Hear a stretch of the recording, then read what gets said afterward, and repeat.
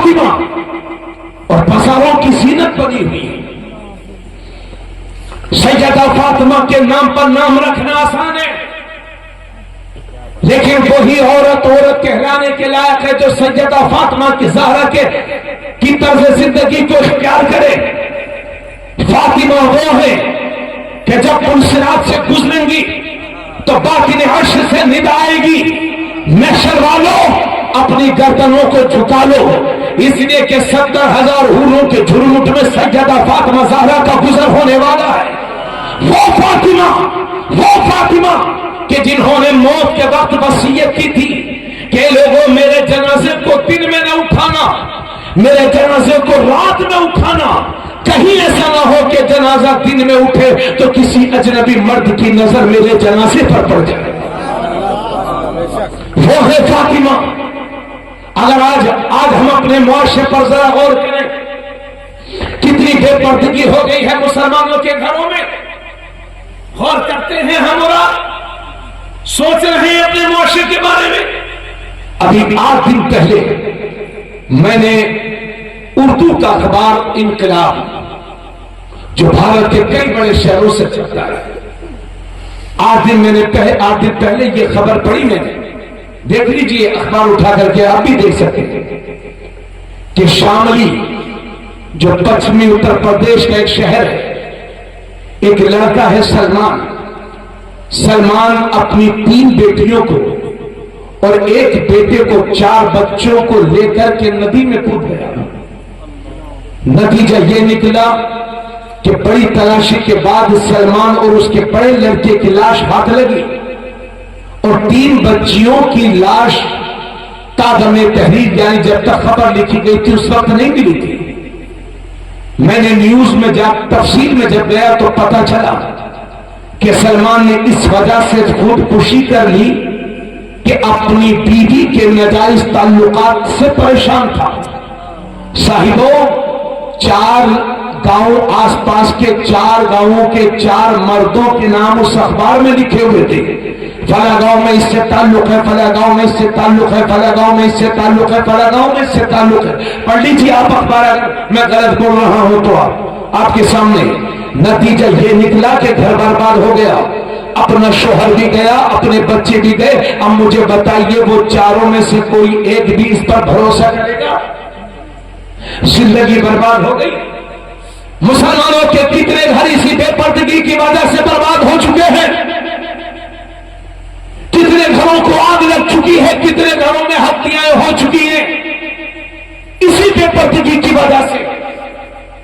اور بعض لوگوں کے حال صاحبوں یہ ہے کہ جب تک غریب تھے تب تک ان کے گھر کی عورتیں پردہ کرتی تھی، مگر جب پیسے والے ہو گئے تو اب ان کے گھر کی عورتیں لولو مال میں ٹہل رہی ہیں۔ اگر مولانا صاحب نے مسجد کے ممبر سے مولانا رحمت صاحب نے یا مولانا قول مصطفیٰ صاحب نے کہہ دیا کہ اسلامی بہنوں پردہ کرو، تو یہ ہماری بہنیں کہتی ہیں یہ مولوی لوگ اولڈ ماڈل ہیں، یہ ہمارے لوگوں کو ہمارے گھروں کو ہمارے لیے جیل بنانا چاہتے ہیں۔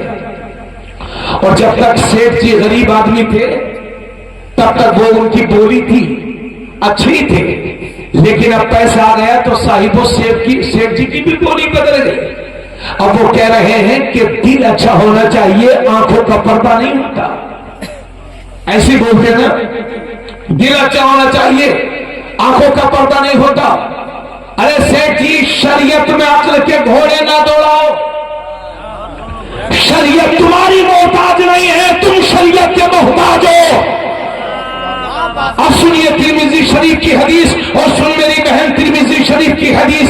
اللہ کے نبی صلی اللہ علیہ وسلم تشریف فرما ہے، میرے نبی کے ساتھ میں میری نبی کی 2 بیویاں ہیں، ایک کا نام ہے حضرت ام سلمہ اور دوسری کا نام ہے حضرت زینب۔ میرے نبی تشریف فرما ہے، اب سامنے سے ایک صحابی آ رہے ہیں، ان کا نام ہے حضرت عبداللہ ابن مکتوم، جو نابینا صحابی تھے جن کی ظاہری بصارت جا چکی تھی۔ جب میرے نبی نے دیکھا کہ عبداللہ ابن مکتوم میری طرف آ رہے ہیں تو اپنی دونوں بیویوں سے فرمایا پردے میں ہو جاؤ، حجاب کر لو، آر کر لو، پردے میں چلی جاؤ، پردہ کر لو۔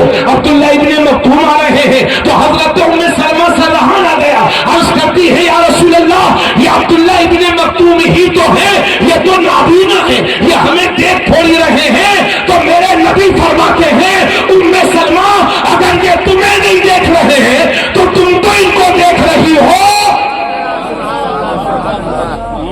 جب میرے نبی 1400 سال پہلے اپنی بیویوں کو ایک نابینا آدمی سے پردہ کرنے کا حکم دے رہے ہیں، اور وہ بھی عام آدمی نہیں بلکہ صحابی ہے، جب صحابی سے، اور کس کی بیوی ہے؟ نبی کی بیوی، جو نبی کی صحبت میں رہی، نبی کی بیوی ہے۔ بیوی کیا ہوتی ہے تو آپ جانتی ہیں، جو نبی کی بیوی ہے اپنی بیویوں سے فرما رہے ہیں پردہ کر لو۔ جب 1400 سال پہلے میرا نبی اپنی بیویوں کو ایک نابینا شخص سے پردے کا حکم دے رہا ہے، تو کیا 1400 سال کے بعد کی بہن بیٹیاں آنکھوں بھروں سے پردہ نہیں کریں گی؟ عجیب ماحول بنا رکھا ہے۔ بعض لوگوں کا تو حال یہ ہے کہ ان کی دوستی یاری اتنی ہے کہ مت پوچھئے، ان کے گھر میں کبھی بھی کوئی بھی دوست چلاتا ہے منہ اٹھا کر، اور اسی دوستی یاری نے کتنے گھروں کو برباد کر دیا۔ جہاں آنکھوں سے آنکھیں ملی، دل بدلے، نیتوں میں فتور آیا، اور اسی دن سے میاں بیوی کی لڑائی شروع۔ بولو غلط بول رہا ہوں کہ صحیح بول رہا ہوں؟ بیوی اپنے شوہر پر شک کر رہی ہے، شوہر اپنی بیوی پر شک کر رہا ہے۔ نتیجہ یہ ہوا کہ گھر جہنم کا نمونہ بنا ہوا ہے۔ اے لوگوں، آپ نے جہنم تو نہیں دیکھا، اور میری دعا ہے کہ اللہ ہمیں کسی کو نہ دکھائے، مگر اگر جہنم کا نمونہ دنیا میں دیکھنا چاہتے ہو تو ان گھروں میں چلے جاؤ جہاں میاں بیوی کی آپس میں لڑائی رہتی ہو، اور جنت کا نمونہ دیکھنا چاہتے ہو تو ان گھروں میں چلے جاؤ جہاں میاں بیوی آپس میں خوش رہتے ہو۔ اللہ کی قسم، چھپر کے نیچے ہوتے ہیں مگر جنت کا مزہ ملتا ہے۔ بولے بھائی، بات سمجھ میں آ رہی ہے کہ نہیں؟ اس لیے میں آپ سب سے گزارش کرتا ہوں کہ شریعت نے ہماری ماں بہنوں کے لیے پردہ رکھا ہے۔ ادھر دیکھیں،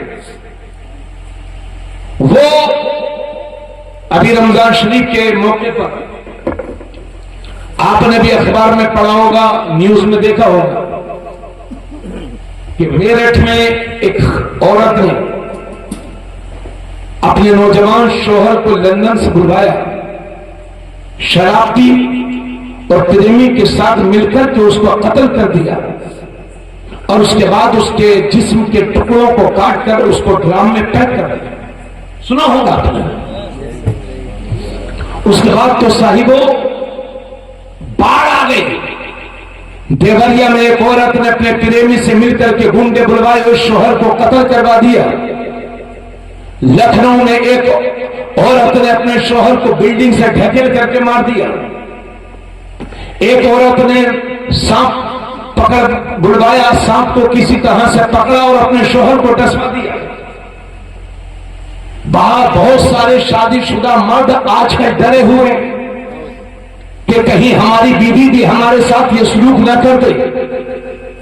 صحیح بتا رہا ہوں آپ کو، میری قوم کی بیٹیوں، میری بہنوں، جس کے ساتھ تمہارا نکاح ہوا ہے تم اس کی امانت ہو۔ دنیا جو چاہے کرے مگر تم اپنے شوہر کی امانت میں خیانت مت کرنا۔ جس دن تم نے شوہر کے ہاتھ میں ہاتھ دے دیا، یہ باہر کے لوگ ہیں کیا؟ ٹھیک ہے، جس دن شوہر کے ہاتھ میں ہاتھ دے دیا وہ دن تمہارے لیے یادگار تھا۔ زندگی کی آخری سانس تک اپنے شوہر سے وفا کرنا۔ دنیا کی عورتیں چاہے جو بھی سلوک کریں اپنے شوہر کے ساتھ، لیکن تمہارے نبی فرماتے ہیں اگر اللہ کے سوا کسی کو سجدہ کرنا جائز ہوتا تو میں عورتوں کو حکم دیتا کہ اپنے شوہروں کو سجدہ کریں، مگر اللہ کے سوا کسی کو سجدہ کرنا جائز نہیں ہے۔ اس لیے یہ عورتیں سجدہ تو نہیں کریں گی، مگر اس سے پتہ چلتا ہے کہ شوہر کی تعظیم ایک عورت پر کتنی زیادہ ضروری ہے۔ اور ہم صرف عورتوں کو ہی غلط نہیں کہیں گے کہ عورتیں ایسا کر رہی ہیں، بہت سارے مرد بھی بہت بگڑے ہوئے ہیں۔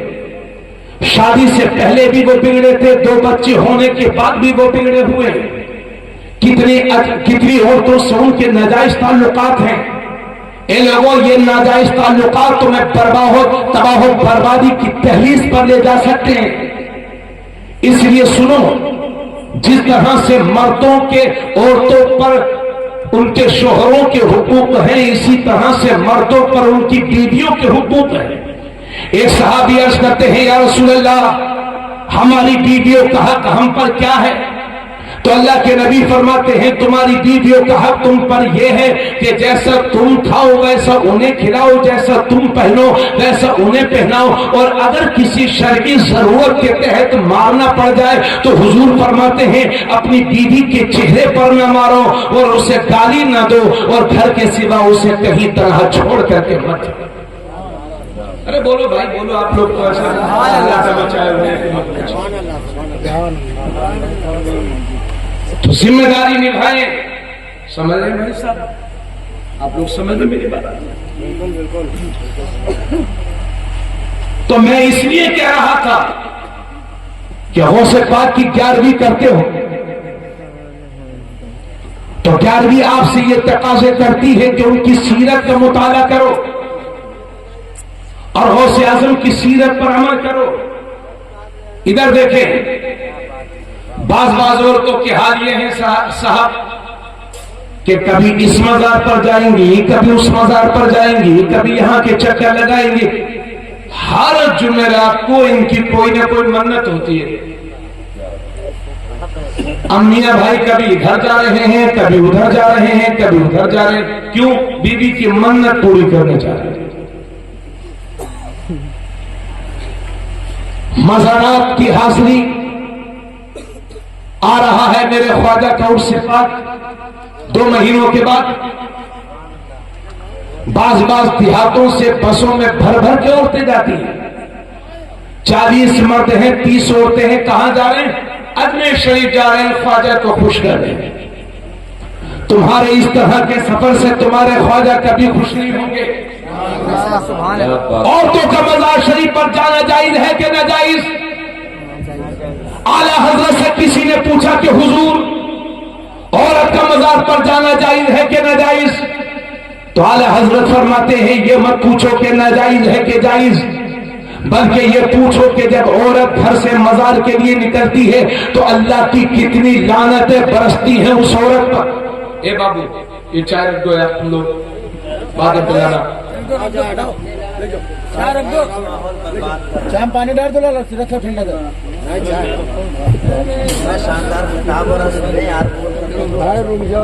नारे तकबीर, नारे रिसालत, जश्न ईद मिलादुन नबी, नारे तकबीर। थोड़ा जिंदा दिल के साथ सुनिए।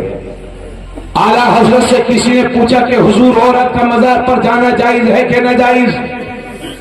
तो आला हजरत फरमाते हैं, ये मत पूछो कि जायज है कि नाजायज, बल्कि ये पूछ के जब औरत घर से मजार के लिए निकलती है तो अल्लाह की कितनी लानतें बरसती हैं उस औरत पर।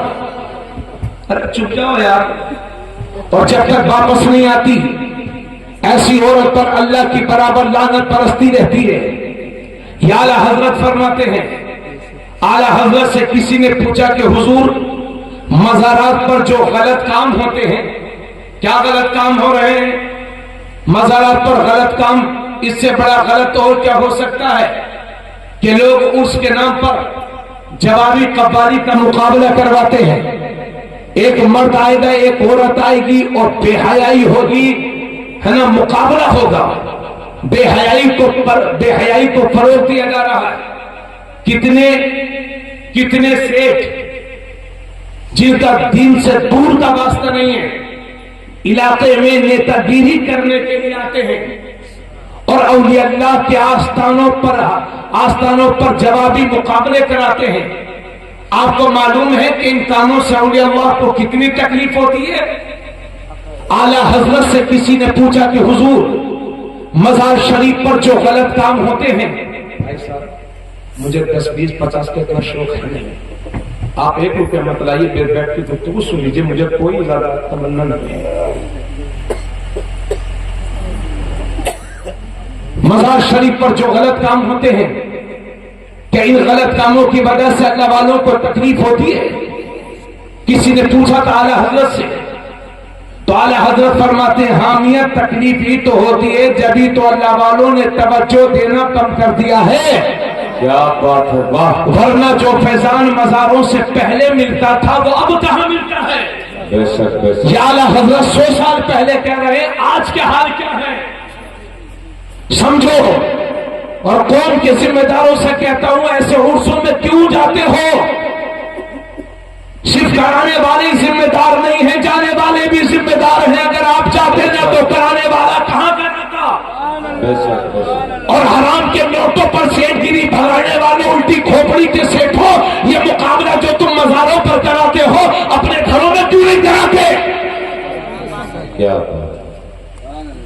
आज मुसलमानों के जो सामने मसाइल है उसका सबसे बड़ा सबब यही है। तो सुन लो मेरे भाई, मजार शरीफ पर औरतों का जाना जायज नहीं है। इस दुनिया में सिर्फ एक मजार ऐसा है औरत जब चाहे तब जा सकती है, वो है मेरे नबी का मजार। सुभान अल्लाह सुभान अल्लाह। नबी के मजार के सिवा किसी भी औरत का किसी मजार पर जाना जायज नहीं है। अब ये हमारी बहनें सोचती होंगी मौलाना साहिब अगर हम मजार शरीफ पर नहीं जाएंगी तो हमारी मन्नत कैसे पूरी होगी? हम मन्नत पूरी करना चाहती है, हम ख्वाजा साहब को खुश करना चाहती है, हम बारी से पाक को खुश करना चाहती है। तो ऐ मेरी बहन, इस तरह के चक्कर लगाने से या अल्लाह वाले तुझसे कभी खुश ना होंगे। अगर तू इन्हें खुश करना चाहती है तो ऐसा कर, अपने ही घर में रह, शोहर की फर्माबरदारी कर, बच्चों की सही तरबियत कर, मुसल्ला उठा ले, इबादत कर। फिर देख मेरी बहन, तेरी इबादत होगी कटवा की जमीन पर, मेरा ख्वाजा खुश होगा। अजमेर की जमीन पर तेरे सजदे होंगे, इस जमीन पर मेरे वारिस खुश होंगे। देवा शरीफ की सरजमीन। नारे तकबीर, नारे रिसालत, जश्न ईद मिलादुन नबी, फैजाने हुजूर गौसुल वरा। नारे तकबीर, नारे रिसालत। क्या बात है, वाह। आपकी जन्नत आपकी माँ के कदम के नीचे। क्या बात है, वाह। मेरी जन्नत मेरी माँ के कदम के नीचे। मैं ये नहीं कहूंगा कि मेरी माँ बहुत मुत्तकी थी, मगर 37-38 साल मेरी माँ मेरे वालिद के निकाह में रही। मेरा खेत 1 या 1.5 किलोमीटर दूर है। इस 37 साल की मुद्दत में मेरे वालिद मोहतरम 1 या 2 बार पर्दे के साथ मेरी माँ को अपनी साइकिल पर बिठा करके ले गए खेत दिखाने के लिए। उसके बाद कभी नहीं गई मेरी माँ। आज भी बहुत सारे गांवों में औरतें मजदूरी करना जाती हैं, हमारे गांव में अब भी जाती हैं, आपके यहां भी करती होंगी, खेतों में जाती होंगी मजदूरी करने जी। लेकिन मेरे वालिद ने गरीबी में भी मेरी माँ से मजदूरी नहीं करवाई, क्योंकि जब मजदूरी करेंगी तो बेपर्दगी होगी। नतीजा यह हुआ कि मेरी माँ ने 2 बेटों को पैदा किया और अल्लाह ने दोनों को आलिम दीन बनाया। क्या बात है, वाह सुभान। पर्दे के साथ रही वो, पढ़ाया उन्होंने हमें। हमारी माँ का हम पर एहसान है। और इंसान को दुनिया में जो जो चाहिए अल्लाह ने उस पर्दे की बरकत से मुझे सब कुछ नवाज दिया। मैं आपसे यही कह रहा हूं कि मेरी कौम की बेटियों, पर्दे में तुम्हारी इज्जतें महफूज हैं। तुम सैयदा फातिमा ज़हरा की कनीज हो, इसलिए घर में रहो, नमाज़े पंजदा न पढ़ो, अपने बच्चों को अच्छी तरबियत दो, शोहर का एहतराम करो। इंशाअल्लाह तुम्हारे पेट से ऐसे बच्चे जन्म देंगे जो इंशाअल्लाह इनकलाब बर्पा कर देंगे।